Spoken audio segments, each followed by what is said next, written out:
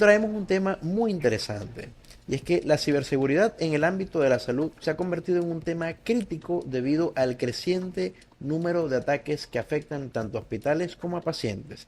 La digitalización de los sistemas médicos, incluyendo historiales clínicos electrónicos, equipos conectados a Internet y plataformas de gestión hospitalaria, ha mejorado la atención, pero también ha abierto nuevas puertas a amenazas. Un ciberataque puede poner en riesgo la confidencialidad de los datos sensibles, interrumpir tratamientos médicos y afectar directamente la vida de los pacientes. Además, los hospitales, al ser considerados infraestructuras críticas, se convierten en blancos prioritarios para ciberdelincuentes que buscan extorsión mediante ransomware. La pérdida de accesos a sistemas vitales puede retrasar cirugías, impedir diagnósticos y comprometer la atención de emergencias.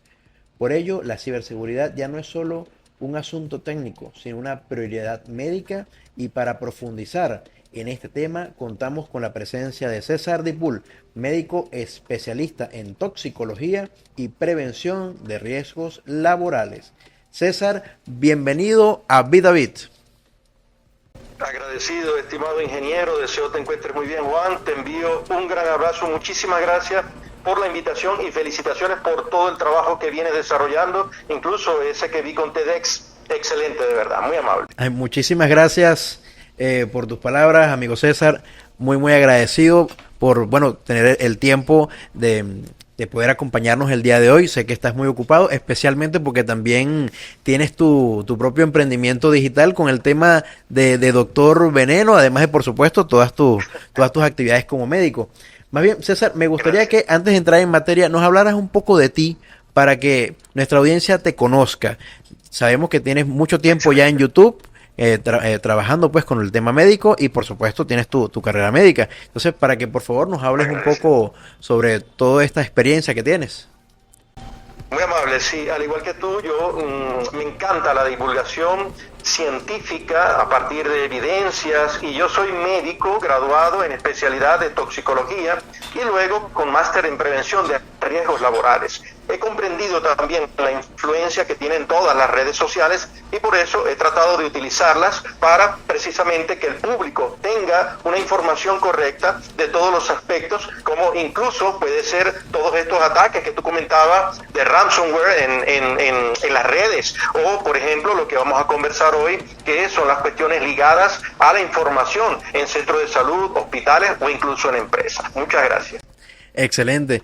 Fíjate que ese máster en la parte de riesgos laborales creo que nos cae como anillo al dedo en la conversación del día de hoy, porque ya teniendo, digamos, esa visión como médico y al mismo tiempo esta visión de la parte de gestión de riesgos, bueno, nos cae perfectamente para poder profundizar sobre el tema de estos riesgos de ciberseguridad que se pueden presentar dentro del ámbito hospitalario, ¿no? Y Correcto. precisamente me gustaría empezar por esa línea, y me gustaría preguntarte cómo percibes el impacto de los ciberataques en la continuidad de la atención médica en hospitales. Excelente. No es tan frecuente, según lo que percibo y según lo que he escuchado y he visto en reportes, estuve investigando, por supuesto, para que pudiéramos conversar con propiedad. No lo sé, mira, tú que estás en este mundo de ciberdelincuencia, mayormente, ¿será que no es tan atractivo para un ciberdelincuente robar datos de personas que se encuentran enfermas por algo? Sin embargo, sí es una vulnerabilidad común, imagino yo, a nivel de nuestros hospitales en Latinoamérica, que no se proteja de manera adecuada esta posibilidad de que sean robados tus datos. Ahora nos preguntamos nosotros como médicos, y a los pacientes tendríamos que preguntarle, ¿te importaría que alguien viole tu derecho a la confidencialidad en tus datos, en tu nombre, en tus diagnósticos, en tus tratamientos, en las consultas que han hecho a distintas especialidades? O mira, definitivamente si es algo importante para ti, ¿ves? Estoy de acuerdo porque considero que, bueno, primero el tema de la confidencialidad de la información es vital, y por lo menos a esa, como respuesta a esa pregunta que probablemente o hipotéticamente le pudiésemos hacer a los pacientes, muy probablemente algunos dirán que no les importa mucho cuando es una fractura o algo así, pero de repente ya nos encontramos con un cierto perfil en donde, bueno, podrían contar con algún tipo de enfermedad que, bueno, que no quisieran que se hiciera pública y por supuesto para ellos sería mucho más crítico este tipo de información, ¿no?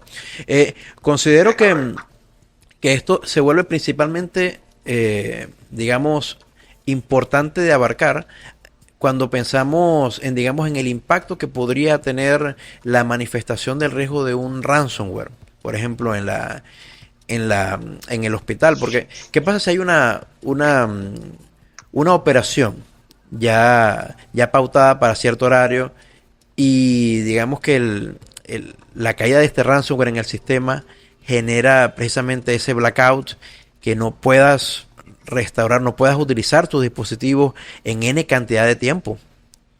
No sé si actualmente en las clínicas que conoces se visualiza este tipo de riesgos con respecto a la parte de ciberseguridad, por lo menos en la parte de las operaciones. Sí. Sí, es correcto, como tú lo dices muy bien, Juan. Yo he conocido de empresas que manejan software para que tú, sobre una base de ya datos prefijadas que solicitas a un paciente, tengas acceso a una historia clínica electrónica, que puede ser clínica normal de un centro de salud hospitalario o clínico, digamos, privado, pero también en la parte empresarial. Entonces ellos te dicen, bueno, yo te alquilo el usuario, pero mira, este usuario, tú no sabes dónde se hace el backup, por ejemplo, y no puedes decirle a un paciente lo que yo te estoy interrogando de información, solo lo vamos a saber tú y yo. ¿Quién es una tercera persona que está mirando eso? Me parecería interesantísimo saberlo y que podamos definir la confidencialidad del paciente. Excelente, excelente. Vamos a seguir por esa línea, pero por el momento vámonos a nuestro segundo segmento musical. Y en breve regresamos con la conversación con el doctor César Dipul, médico especialista en toxicología y prevención de riesgos laborales, aquí en Bit a Bit, solo por tu radio web. Ya regresamos. Doctor, en el final del segmento anterior, bueno, ya veníamos conversando sobre ciertos riesgos que pueden existir precisamente, bueno, en los entornos hospitalarios. Y siguiendo por esa línea, me gustaría preguntarte si consideras en las clínicas que has visto, en tu experiencia, si existen protocolos de emergencia para proteger a los pacientes cuando se ve afectado el sistema del hospital durante un ataque de ciberseguridad. Sí, gracias por la pregunta, excelente. Mira, hay leyes de protección de datos a nivel de distintos países que incluyen esos protocolos de emergencia, donde la empresa, que haya contratado, ya sea el Estado en la parte pública o la clínica o el centro privado, deben asegurarse que esa empresa garantice ese protocolo de emergencia, que no se tenga mayor acceso a los datos de los pacientes, como tú decías, que puedan haber diagnósticos sensibles. Supóngase una persona que tiene un diagnóstico de VIH, SIDA, tuberculosis, enfermedades contagiosas de la piel u otras más que no quieren ser de manejo público, por supuesto, y él tiene derecho a que no se viole la confidencialidad o su diagnóstico, su tratamiento. ¿Cuántas veces ha acudido a algún especialista? ¿En qué especialidad ha acudido? Para que la gente, digamos, no tenga ese morbo, ¿por qué está yendo tal persona a esta especialidad u otra? Entonces sí deben existir estos protocolos de emergencia. Discúlpame, los detalles, digamos, de datos de software, tú a lo mejor no los puedas comentar de mejor manera, pero ojalá los pacientes, al menos que sabemos que vayan a ser sus datos llenados o llevados a una historia clínica electrónica, ojalá ellos pudieran tener el conocimiento, ya sea de parte del Estado o un centro clínico privado, como lo decíamos, mira, tus datos van a estar respaldados por estas situaciones si acaso hubiera una violación del protocolo de nuestras historias clínicas electrónicas como tal. Ahí sí, por favor, coméntanos tú más bien. Bueno, no te preocupes, fíjate que Desde esa perspectiva, considero que un hospital se maneja muy similar a lo que es una empresa común y corriente, en el sentido de que deben existir ciertos mecanismos para poder mitigar ciertos tipos de riesgos. Por supuesto, convengamos que un hospital no es una empresa bancaria, no es una empresa de seguros, ¿ok? Y digamos que digamos la inversión o la implementación de ciertos tipos de tecnología pues podrían no representar un menester para los hospitales. Por lo menos lo que sería un SOC, por ejemplo, sería muy extraño para lo que sería un hospital, ¿no? Pero, sin embargo, sí sería interesante que los hospitales comiencen a cambiar un poco esa perspectiva para, digamos, poder tener la posibilidad de identificar y poder reaccionar de manera temprana a lo que sería una brecha de seguridad en sus sistemas informáticos, porque como bien lo mencionas, existe el riesgo del robo de información y que se exponga en internet lo que sería como bien lo mencionaste, un informe médico sensible, pero también existe la posibilidad de que a raíz del ingreso de un ransomware, los sistemas informáticos del hospital queden totalmente inutilizables y que, por supuesto, todo lo que sería quirófano también podría llegar a quedar fuera. Áreas sensibles. En este caso, sí me gustaría preguntarte si dentro de lo que sería la gestión de riesgos laborales dentro del hospital, ¿existe algún tipo de procedimiento para los casos no tanto de robo de información, sino en caso de que se manifieste un tema de ransomware y que deje inutilizable las herramientas que se puedan estar utilizando en algún tipo de operación? O incluso, por supuesto, algún tipo de estudio, bueno, simplemente se hace después, pero está el riesgo de que la persona realmente esté en una operación y podría no salir con vida de ella precisamente por esos tipos de ataques. ¿Existe algún tipo de procedimiento para la gestión de riesgos en caso de este tipo de amenazas? Sí, existe a nivel de centros hospitalarios, es más común en centros privados, donde hay un equipo, por supuesto, multidisciplinario, ingeniería en sistemas, ingeniería industrial, que debe garantizar, como decíamos, esas áreas sensibles, quirófanos, que no quede sin electricidad, que se desvíe la electricidad a esas partes o que actúe en cuestión de milisegundos, como ahora hay tantos sistemas eléctricos, auxiliares, plantas, paneles solares, inversores, todo eso como conocemos. Y el resto es la parte electrónica computacional, que si manejas firewall, que si manejas algún wifi para manejo de computadores o de equipos, por ejemplo, de lo que serían operaciones ya no manuales, sino como decimos con instrumentos que manejan monitores incluso. Estos sistemas de respaldo a nivel laboral y que puedan garantizar la continuidad de un procedimiento o incluso las cosas menores como son la consulta. Ya sabemos que hay historias electrónicas clínicas u ocupacionales, pero también, por supuesto, pasamos a lo que es la impresión de esa historia y la firma, como para que se fue la electricidad, se fue el sistema, pero ha quedado la historia impresa. Excelente. Me parece vital que lo menciones porque, por supuesto, en caso de que haya afectación o incluso la pérdida completa de lo que sería el historial de los pacientes en formato digital, como bien lo mencionaste, existe la posibilidad de mantenerlo en físico y considero que esto pudiese complementarse un poco desde mi perspectiva.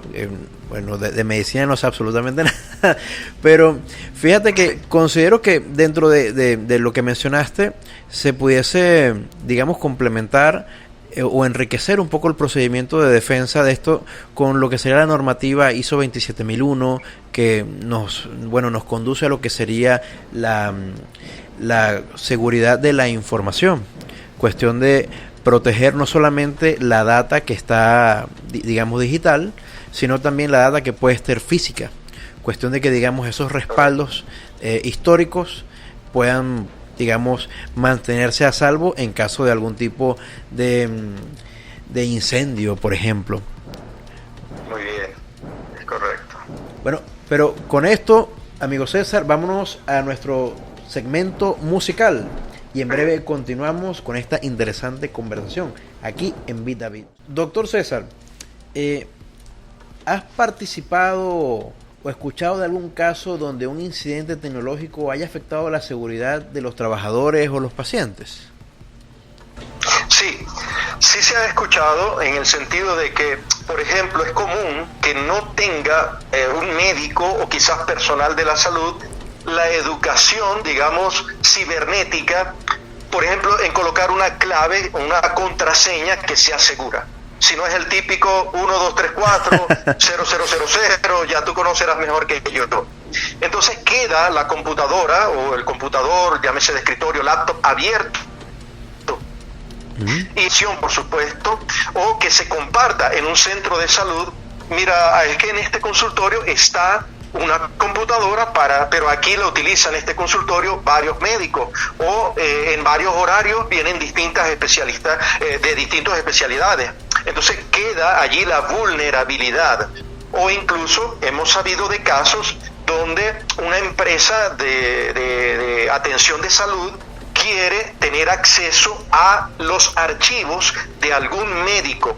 Quiere tener los archivos porque quiere saber si algún paciente ha consultado, qué medicamento se ha solicitado o alguna acción a los datos de cualquier, tanto del médico como del paciente que no ha consentido que revisen.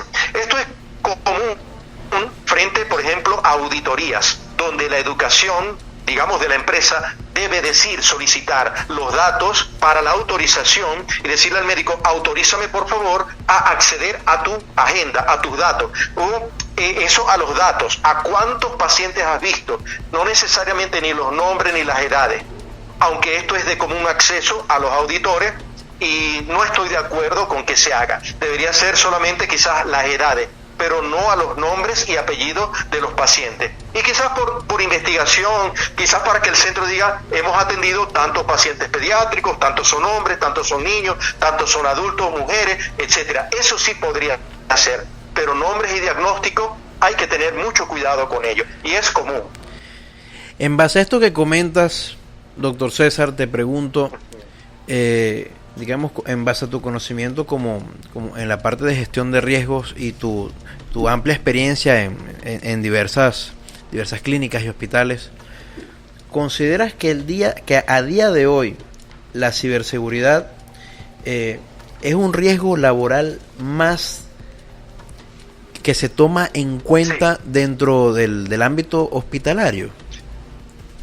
Es correcto, sí se toma en cuenta, sobre todo en aquellos centros hospitalarios o centros de salud donde hay un avance en lo que es la profundización en el giro del negocio y en la continuidad del giro del negocio. Hay empresas que no saben de esto, nunca han hablado de ello.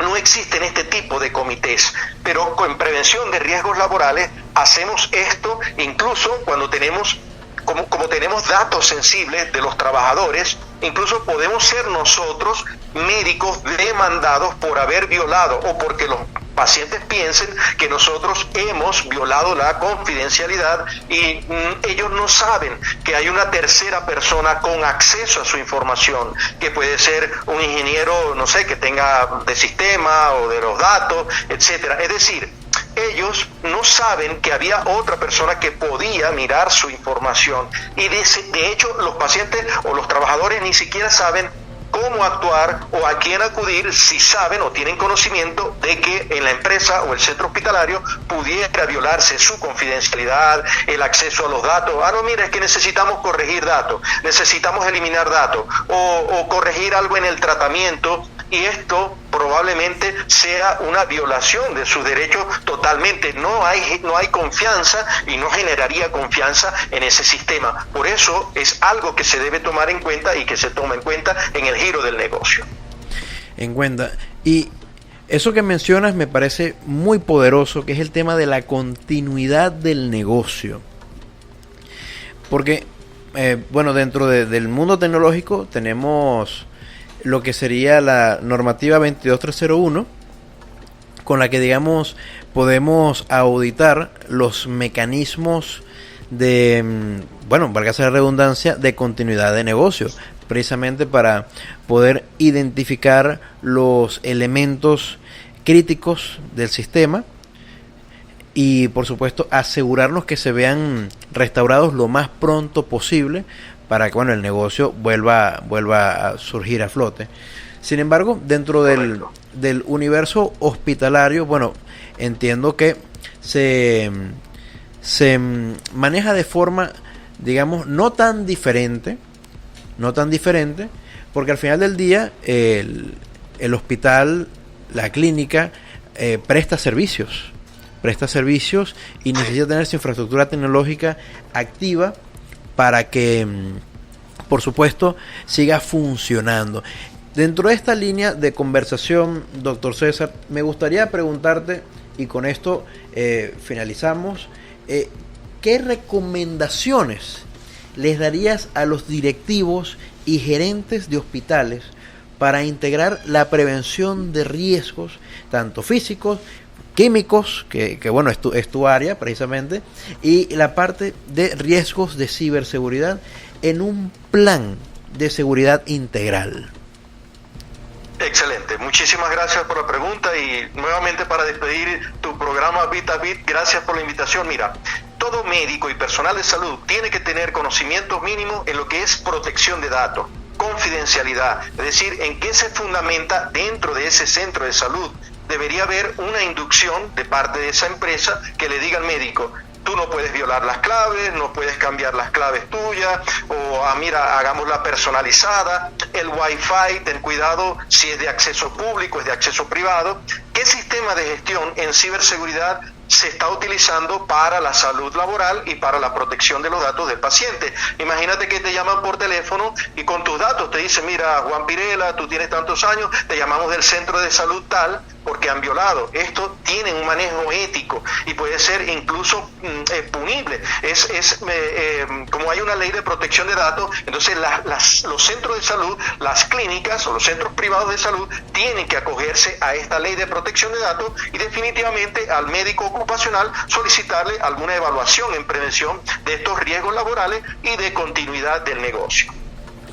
Muchas gracias, César, por compartir tus conocimientos con la audiencia. Por favor, danos tus redes sociales para seguir tu trabajo. Muy amable. Yo estoy en X, igual como César de Pool, estoy en Instagram como Doctor Veneno, en LinkedIn también, la red profesional, y en YouTube como Yo la Veo con Veneno. Allí invitados todos. Muy amable. Excelente, gracias, César, y muchas gracias a todos nuestros radioescuchas por acompañarnos el día de hoy. Cerramos el programa con los créditos merecidos a: en la presidencia, Dani González; en la vicepresidencia, Angélica González; en la dirección general de la estación, Rafael Seijas; en la dirección administrativa, Daniela Villalba; en los controles nos acompaña Ángel Urizar; en producción, Ángela González; y en locución, un servidor, Juan José Pirela Molina. Recuerden seguirnos en nuestras redes sociales, @tu radio web, @bit-a-bit-radio, @Juan J. Pirela, y en YouTube, @bit-a-bit-radio. Sigan en sintonía, que ya continuamos con la programación de Tu Radio Web, la radio que conecta contigo. Hasta la próxima.